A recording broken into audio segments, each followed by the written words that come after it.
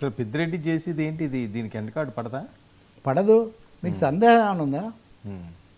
అది war 2, war 3, war 4 అలా పోతూనే ఉంటుంది. అది తాడిపత్రి వార్.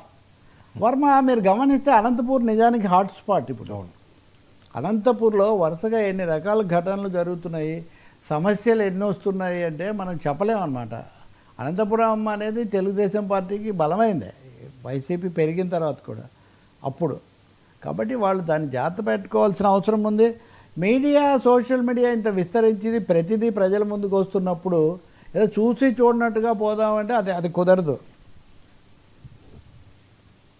సార్ అక్కడ మొన్న మనం మాట్లాడాం వర్మ, ఎవరైనా మాట్లాడారా? 19 మంది నెలకు 5 రైతులు ఆత్మహత్య చేసుకుంటున్నారు అదే అనంతపురంలో అని చెప్తే ఈ శాసనసభ్యుల వారు కానీ లేకపోతే ఈ పెద్దిరెడ్లు కానీ ఎవరికి రైతులు ఎందుకు ఆత్మహత్య చేసుకుంటున్నారు నెలకు 5 మంది అని చీమ కుట్టినట్టు కూడా లేదు. వీళ్ళకి ఎన్టీఆర్ సినిమా ఆపడం అది చాలా కీలకమైన అజెండా అనమాట. చాలా బాధాకరంగా మారిపోయాయి రాజకీయాలు. సార్ అమరావతిలో లేదంటే ఇప్పుడు నేను ఒక వార్త చెప్పాను, ఒక పత్రికలో వచ్చింది ఆధారాలతో సహా. దాన్ని మీరు ఖండించనన్నా ఖండించాలి, చర్యలన్నా తీసుకోవాలి. ప్రత్యేకంగా ఏమీ లేదు. చెప్పండి సార్. అమరావతిలో వియత్నాం కంపెనీ